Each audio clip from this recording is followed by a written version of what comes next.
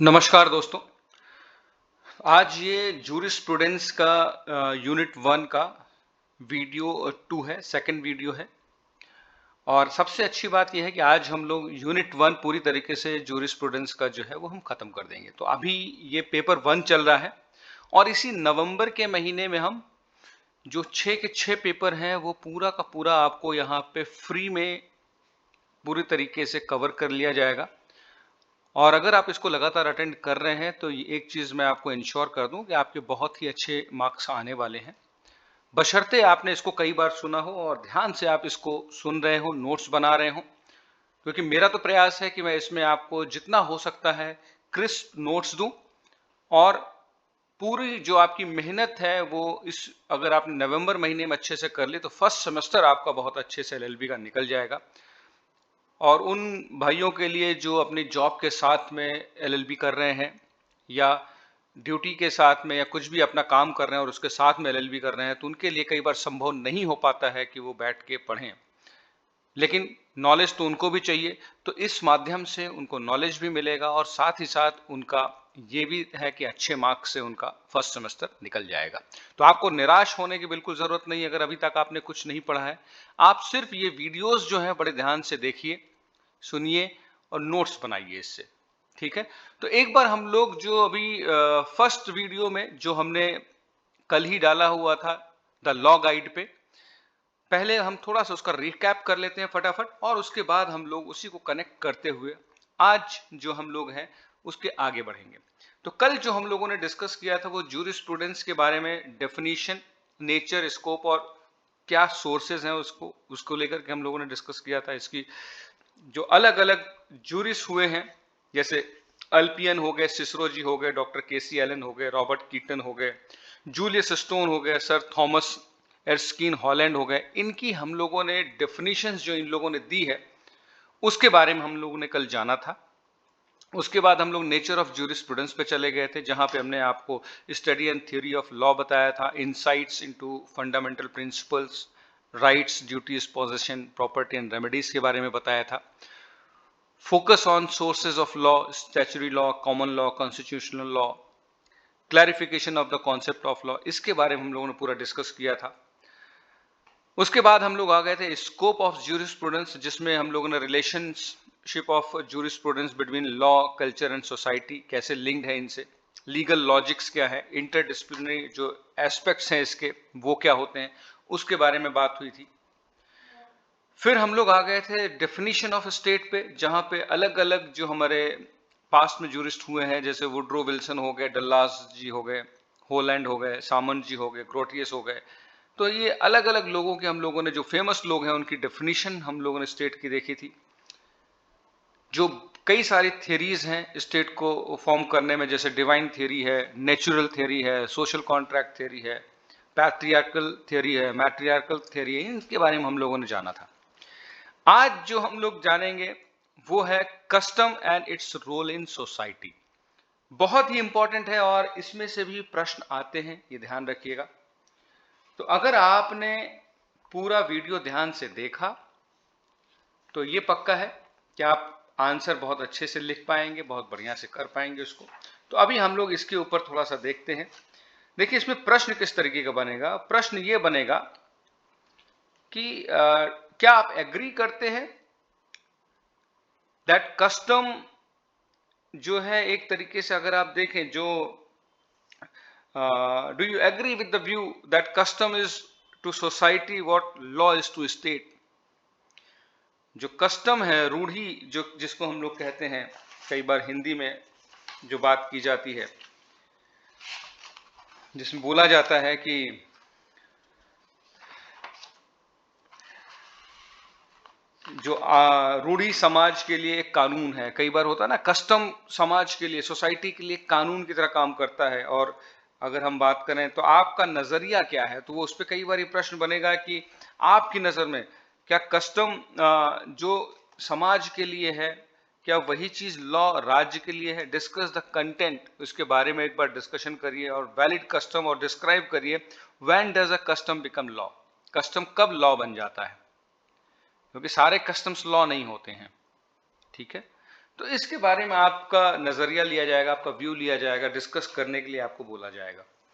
तो हम लोग थोड़ा सा इसमें चलते हैं और एक बार देखते हैं क्या है ये कस्टम। क्या है custom? Basically occupies an important place in regulation of human conduct in almost all the societies. जो हमारा बिहेवियर होता है बेसिकली उसको रेगुलेट करने के लिए कहीं ना कहीं कस्टम्स जरूरी होते हैं और रहते थे पहले। जो इन्होंने जो एक प्लेस ऑक्युपाई कर रखी थी सोसाइटी में वो यही थी। In fact it is one of the oldest sources of law making. जहां से लॉ निकला है वो कस्टम से ही निकला है। शुरू शुरू में अगर आप देखें तो सोसाइटीज होती थी, स्टेट नहीं होते थे, ठीक है। बाद में क्या हुआ कि सोसाइटीज में क्योंकि बहुत सारी ऐसी भी चीजें होती थी कि जो गलत हो जाती थी। आपको ध्यान होगा अगर आप देखें जैसे अभी लव मैरिजेस को अगर आप देखिए तो जो हमारा कस्टम है वो बहुत अच्छा नहीं मानता है, सोसाइटी बहुत अच्छा नहीं मानती है। लेकिन उसी चीज को अगर हम लॉ में देखें तो लॉ में उस चीज को गलत नहीं माना जाता। अगर 18 साल के हो गए हैं, जो उसकी क्राइटेरिया है जो पूरा कर रहे हैं, तो वो बिल्कुल भी गलत नहीं है। तो शुरुआत में क्या होता था, जब सोसाइटी होती थी, पंचायत वगैरह हुआ करती थी, तो बहुत सारी चीजें गलत भी हो जाती थी। इसी वजह से फिर बाद में ये स्टेट आया और स्टेट कह लीजिए कि सोसाइटी और बाकी जो समाज ने उन्होंने डिसाइड किया कि एक स्टेट को हम एक वो अथॉरिटी देंगे और ये बनाएंगे लॉ और इसको हम लोग मानेंगे, वो भी करेंगे। तो जो सोसाइटी है it is basically the oldest source of law making. A custom may be defined as a continuing course. Custom को डिफाइन करने के लिए basically it's a continuing source of conduct जो हम लगातार करते हैं, विच बाय द एक्वेंसेस और express approval of the community observing it. एक जो संगठन, एक जो कम्युनिटी है जो इसको ऑब्जर्व करता रहता है, वो इसको एक तरीके से कह लीजिए अप्रूवल देता है, which has become to be the regarding as fixing the norm of conduct for members of society। ठीक है, तो एक तरीके से वो नॉर्म बन जाता है, जो चीज लगातार होती रहती है और लोग उसको अप्रूवल देते रहते, मानते रहते हैं। तो वो कस्टम जो है, वो चीजें हैं जो कह लीजिए वो एक टाइम पे आकर के कहीं ना कहीं वो कंडक्ट बन जाता है सोसाइटी के लिए। अकॉर्डिंग टू मनु, मनु एक बहुत ही कह लीजिए कि जब ऋषि मुनियों का जमाना हुआ करता था तब थे। The roots of custom as a source of law in ancient India may be enumerated under 4 distinct stages. 4 अलग अलग डिफरेंट स्टेजेस में अगर आप देखें जो सोर्सेस ऑफ लॉ जो पुराने भारत में के टाइम पे जो चला आ रहा है, क्या था? नंबर 1 था उसमें रिविलेशन और the utterances and thoughts of inspired rishi munis. आप देखें जो उनके विचार हुआ करते थे ना, वो कस्टम बन जाया करते थे। वो अगर कोई चीज बोल देते थे, ऋषि मुनि लोग जो उनके कथन होते थे, जो उनके विचार होते थे, उनको लोग कस्टम मान लिया करते थे एक शुरुआती दौर में। तो आप ध्यान रखिए कि जब भी आप इस आंसर को लिखेंगे तो आपने शुरू में थोड़ा सा बता दिया कस्टम क्या है, फिर आपने बता दिया इसका रूट कहाँ से आ रहा है, एंशियंट इंडिया में किस तरीके से ये था, ऋषि मुनीस का टाइम था। फिर इसमें 3-4 पॉइंट हो जा रहे हैं, जहाँ पहला पॉइंट ये हो जा रहा है कि जहाँ पे हमने बताया कि जो ऋषि मुनीस के जो थॉट्स हुआ करते थे, उनको भी लोग, जो उनके विचार होते थे, उनको भी एक तरीके से कस्टम मानते थे। The utterances of revered sages handed down by words of mouth from generation to generation. वो कहते हैं ना, पुश्तों से चली आ रही है, कहावत चली आ रही है, वो ऐसा कहते थे, वो ये चीज बोलते थे, वो भी एक कस्टम बन जाता है। तीसरा पॉइंट आएगा the approved and immemorial usages of the people. यानी लोगों को अगर आप देखा जाए तो उनका जो इस्तेमाल किया जाता था, approved and immemorial usage of the people. चौथा था that which satisfies sense of equity and good conscience and acceptable to reason. वो जो समानता और अच्छे बुद्धि की भावना को संतुष्ट करता है और जिसमें तर्क होता है, जिसको लोग स्वीकार कर लेते हैं, वो भी कस्टम बन जाता है। यहाँ पे एक और चीज आएगी उसके बाद कि एक वैलिड कस्टम के लिए क्या क्या जरूरी चीजें हैं, जरूरी बातें हैं जो एक कस्टम को वैलिड करार देती हैं। तो इसमें आप लिखेंगे in order to be a valid custom it must conform to certain requirements laid down by the law. The essential requisite of a valid custom are, पहला था रीजनेबलनेस होनी चाहिए। यानी अगर हम उसको थोड़ा सा डिटेल में देखें तो जो अभी दोस्तों अभी इसके पहले जो हमने डिस्कस किया, तो मैं पीपीटी पे थोड़ा सा आना भूल गया था। Roots of custom in India, जो अभी मैंने आपको बताया, ऋषि मुनीज वाली बात, ठीक है। अटरेंसेस जो चले आ रहे हैं काफी समय से, जो लोग कहावतें बोलते चले आ रहे हैं। तीसरा पॉइंट था अप्रूव्ड एंड इमेमोरियल यूसेजेस, और लास्ट था इक्विटी, गुड कंसाइंसेस एंड रीजन, ठीक है। अब यहां पे आ गया रिक्विजिट ऑफ वैलिड कस्टम, ध्यान दीजिएगा यहां पे। तो पहला पॉइंट मैंने बताया reasonableness, must conform to justice and public utility. अगर हम इसको थोड़ा सा डिस्क्राइब करेंगे, custom must be reasonable, it must be remembered that authority of a prevailing custom is never absolute, ठीक है, but it is authoritative provided it conforms to the norms of justice and public utility. A custom shall not be valid if it is apparently repugnant to right and reason. It is likely to do more mischief than good if enforced. तो reasonableness यानी लोगों के भले के लिए होना चाहिए, लोगों को न्याय दिलाने वाला होना चाहिए, बजाय इसके कि जहां पे कोई चीज कह लीजिए कि किसी के अगर अधिकारों का हनन होने लगेगा तो वो एक अच्छा होने की बजाय बल्कि वो बुरा हो जाएगा। इस तरह का नहीं होना चाहिए, यानी वो रीजनेबल होना चाहिए कोई भी कस्टम। दूसरा है consistency, a custom to be valid must be in conformity with statute law, must align with the statute law. In other words, it should not be contrary to an act of parliament. A custom should necessarily yield where it conflicts with the statutory law. यानी कि जो आपके customs हैं वो कहीं ना कहीं जो हमारे पार्लियामेंट की तरफ से जो लॉ बने हुए हैं उनका विपरीत नहीं होना चाहिए। तो उन्हीं के कह लीजिए कि उनसे मेल जोल खाता हुआ हो और उन्हीं के कह लीजिए कि उन्हीं के जैसे वहां से जो चीजें गवर्न हो रही हैं उसके विपरीत नहीं होना चाहिए, ठीक है, उसको सपोर्ट करने वाला होना चाहिए। तीसरा सबसे इंपॉर्टेंट पॉइंट है compulsory observance. A custom to be legally organised as a valid custom must be observed as of right. It means that custom must have been followed by all concerned without recourse to force and without the necessity of permission of those who are adversely affected by it. It must be regarded by those affected by it not merely as an optional rule but an obligatory or binding rule of conduct. यानी कि compulsory observance followed without force और permission, लोग माने उसको, लोग ऐसा नहीं होना चाहिए कि फोर्स करना पड़े या उनको कह लीजिए कि परमिशन लेनी पड़े, ये जरूरी नहीं है। ये होना चाहिए कि वो अपनी स्वेच्छा से उसको माने उस कस्टम को, और तभी वो वैलिड माना जाता है। चौथा है कंटिन्यूटी एंड इमेमोरियल एंटीक्विटी। इसका क्या मतलब है? इसका मतलब ये custom to be valid should have been continuously in existence from the time immemorial Blackstone, यानी काफी समय से वो एग्जिस्ट कर रहा हो, काफी समय से वो लगातार चला आ रहा हो। A custom in order to be legal and binding must have been used so long that memory of man does not run to the contrary. लोगों को याद हो कि हाँ ये चीजें काफी दिन से चली आ रही है, कस्टम चला आ रहा है। If anyone can show the beginning of it, it is no good custom, ठीक है। तो लोगों को अगर याद दिलाना पड़े, लोगों को बताना पड़े, एक चीज होती है कि जो समाज में चली आ रही है, लोग उसको मानते हैं, वो एक वैलिड माना जाता है। पांचवा था certainty, observe continuously without interruption, यानी कि अगर आप देखें, in order to prove the existence of a custom since time immemorial it must be shown that it is being observed continuously and uninterruptedly with certainty, यानी लगातार चला आ रहा है, लोगों ने उसको देखा है, लोग उसको मानते हैं, लोग उस पर यकीन करते हैं।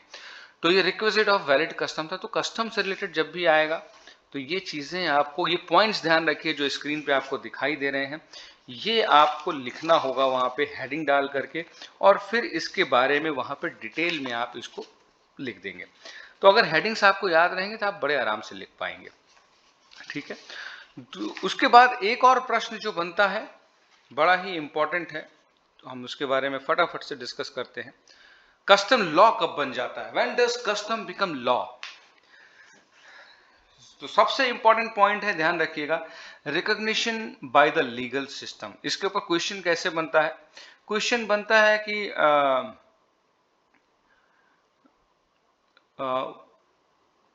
प्रेसिडेंट से आप क्या समझते हैं? What do you mean by precedent? Discuss the merits and demerits of the precedent as a sources of law.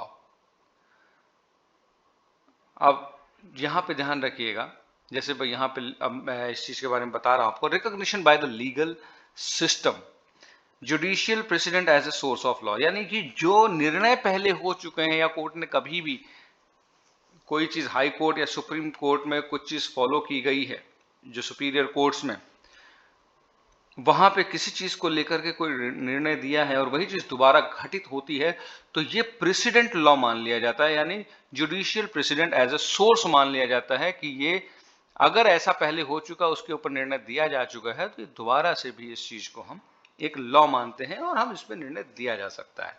ठीक है, अगर हम इसको सिंपल वर्ड्स में देखें, judicial precedent refer to previously decided judgments of the superior courts such as High Court and the Supreme Court, which judges are bound to follow. This binding character of the previously decided cases is important, considering the hierarchy of the courts established by the legal system of a particular country. In the case of India, this hierarchy has been established by the Constitution of India. Judicial precedent is an important source of law, but it is neither as modern as legislation nor as it is old as custom. तो ये custom जैसा पुराना भी नहीं है, लेकिन ये बहुत मॉडर्न भी नहीं है, but it is an important feature of the English legal system as well as of other common law countries which follow the English legal system. अब आप ध्यान रखिएगा इस बात को, कुछ मेरिट्स हैं इसकी जो प्रेसिडेंट की हैं। ठीक है, प्रेसिडेंट क्या है और इसकी as a source of law इसकी डेफिनेशन क्या है, थोड़ा सा इसको समझ लें। Decisions of superior courts followed by lower courts, यानी जो अभी हमने आपको बताया। इंपॉर्टेंस क्या है, established by the constitution of India, यानी कि भारतीय संविधान ने इसको मान्यता दे रखी है, एस्टैब्लिश किया हुआ है। अब इसके बारे में जैसे पूछा जाता है कि मेरिट्स एंड डिमेरिट्स लिखिए आप उसकी, तो merits of the doctrine of precedent क्या है, थोड़ा सा ये समझ लेते हैं। Precedents are based on customs and therefore they should be followed. Courts follow them because these judicial decisions are the principal and most authoritative evidence that can be given of the existence of such a custom as shall form a part of the common law. ठीक है ना। दूसरा point इसी में बनेगा, as a matter of great convenience it is necessary that a question once decided should be settled and should not be subject to re-argument in every case in which it arises. एक बार हो गया है, बार बार उसी चीज पे हम लोग workout नहीं कर सकते हैं। अगर कोई चीज हो गई है, री आर्ग्यूमेंट उसमें जरूरी नहीं है, अगर सेम वही चीज घटित हो रही है तो। Precedent brings certainty in the law. Fourth point, precedent brings flexibility to law. और फिफ्थ पॉइंट, प्रेसिडेंट आर जज मेड लॉ, तो जज के द्वारा बनाए गए ये लॉ है। ठीक है, तो कुछ इसकी मेरिट्स अगर हम शॉर्ट में देखें तो based on customs principle evidence of common law, convenience avoids re argument, certainty brings predictability in law, flexibility adapts to changing conditions, practicality based on actual cases. तो ये मेरिट्स हो गई इसकी। जब आपसे पूछा जाएगा ना तो ये मेरिट्स आप लिख करके इसके बारे में थोड़ा सा डिटेल आपको लिखना होगा। अब इसी के साथ साथ अगर हम देखें तो डीमेरिट्स पे भी बात कर लेते हैं। कुछ डीमेरिट्स भी होती हैं इसकी। डीमेरिट्स क्या है, overlooking authorities. The increasing number of cases can lead to overlooking relevant authorities, creating inconsistencies in legal application. भाई यहाँ पे पूरी पॉसिबिलिटी है ना कि हो सकता है कि हम कुछ चीजों को ओवरलुक कर रहे हो क्योंकि हमने पुराने हिसाब से मान बैठा है। The vastly increasing number of cases has an overwhelming effect on the judge and the lawyer. It is very difficult to trace out all the relevant authorities on the very point. दूसरा होता है conflicting decisions हो सकते हैं। Conflicting decisions from different courts can create dilemmas for legal practitioners and undermine the certainty of the law. Limited development हो सकता है। Legal development is largely dependent on litigation incidents which may not always reflect the full spectrum of legal issues. erroneous decisions becoming law. Erroneous decisions, if upheld as precedent, can solidify legal principles that are flawed or unjust. तो अगर आप देखें, very grave demerit और rather an anomaly of the doctrine of precedent is that sometimes it is the extremely erroneous decision. कई बार ऐसा होता है ना, आपको लगेगा ये क्या डिसीजन था, लेकिन फिर भी क्या है, it can solidify legal principles that are flawed और अनजस्ट. तो आपको लग सकता है कई बार कि यार ये तो गलत था, लेकिन फिर भी हो रहा है. तो आप ये 4 हेडिंग्स डाल करके उसमें लिख सकते हैं, तो ये डिमेरिट्स हो जाएंगी. अगर हम देखें तो जो हमारा ये यूनिट 1 था, अब यूनिट 1 के हम लोग लगभग समापन पे आ रहे हैं, और इस वीडियो में ये पूरी तरीके से खत्म हो जाएगा. और इसमें एक प्रश्न और बनता है, legislation as a source of law. तो यहां पे जो बात होती है वो होती है कि डेफिनेशन एंड इंपॉर्टेंस. ठीक है, 2 चीजें हैं, डेफिनेशन एंड इंपॉर्टेंस. अब डेफिनेशन में अगर आप देखें, लॉज मेड बाय सोवरेन और ऑथराइज्ड बॉडी. सोवरेन क्या होता है? संप्रभुता, यानी कि जो सुप्रीम है, जिसको और किसी से कोई परमिशन लेने की जरूरत नहीं है. ठीक है, legislation as a source of law. अब थोड़ा सा इसको समझते हैं. जो यहां पे बात हो रही है, in modern times legislation is considered as the most important source of law. ठीक है, the term legislation is derived from Latin word legis, which means law, and latum, which means to make or set. Therefore, the word legislation means the making of law.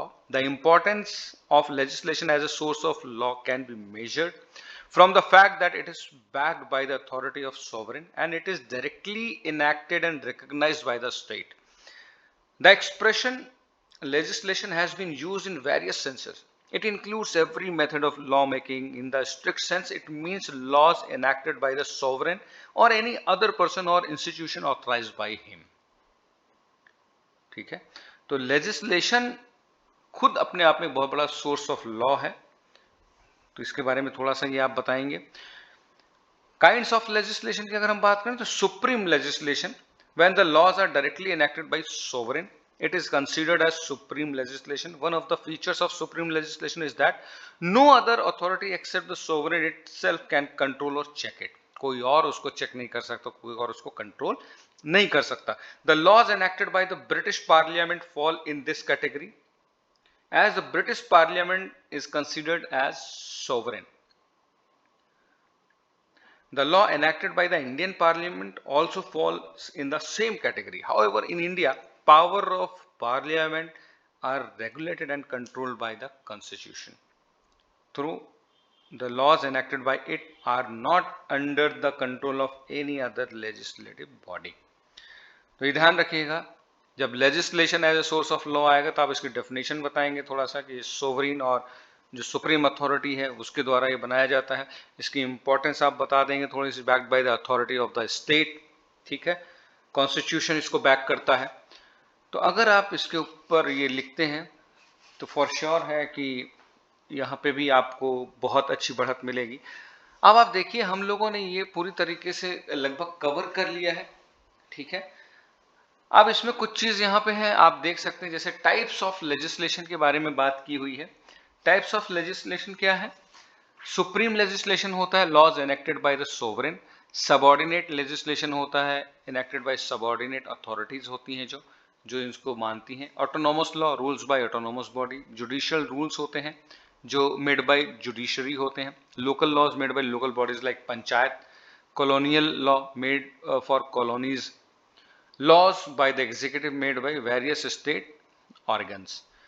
तो जब ये भी आप लिखेंगे तो उस वक्त आप टाइप ऑफ लेजिस्लेशन भी लिख देंगे, और इसमें आप कुछ लिख सकते हैं, एलेबोरेट कर सकते हैं इसको थोड़ा सा. ठीक है, अब यहां पे थोड़ा सा हम कंक्लूजन पे आ रहे हैं. तो अभी जो हम लोगों ने देखा पूरा जूरिस्प्रूडेंस, यानी यूनिट 1 में जो हम लोगों ने देखा, फंडामेंटल ऑफ जूरिस्प्रूडेंस, इसकी definition, nature, scope, along with the vital sources of law, custom के बारे में हम लोगों ने डिस्कस किया, प्रेसिडेंट एंड लेजिस्लेशन के बारे में जाना, और साथ ही साथ हम लोगों ने जो एक अंडरस्टैंडिंग मिली, हम लोग को सोर्सेज ऑफ लॉ मिली. ठीक है, तो उम्मीद है कि आपको अच्छा लगा होगा। देखिए, ये जो अभी है, ये पूरी तरीके से अगर आप देखें जो वीडियोस बन रही हैं, ये फ़ोकस्ड रहती हैं क्वेश्चन आंसर्स को लेकर के, ताकि आप जो अभी पढ़ाई करें वो यूनिट सिर्फ आप पढ़ते ही ना रहें, बल्कि आपका मकसद ये होना चाहिए, अगर उसमें कुछ तरह का क्वेश्चन बन रहा है तो उसको हम कैसे लिखेंगे। इसीलिए मैं आपको क्वेश्चन हेडिंग के साथ बताता हुआ चलता हूं। तो चलिए, आप लोग इसको लगातार देखते रहिए, सुनते रहिए, अपना प्यार आशीर्वाद इसी तरीके से बनाए रखिए। तो लॉ गाइड की तरफ से शुभ रात्रि, बहुत बहुत धन्यवाद। लाइक और सब्सक्राइब करना ना भूलें। अपने जितने भी यार मित्र दोस्त सभी लोगों को इसको भेजें जो भी लोग लॉ कर रहे हैं। बहुत बहुत धन्यवाद। Thank you so much.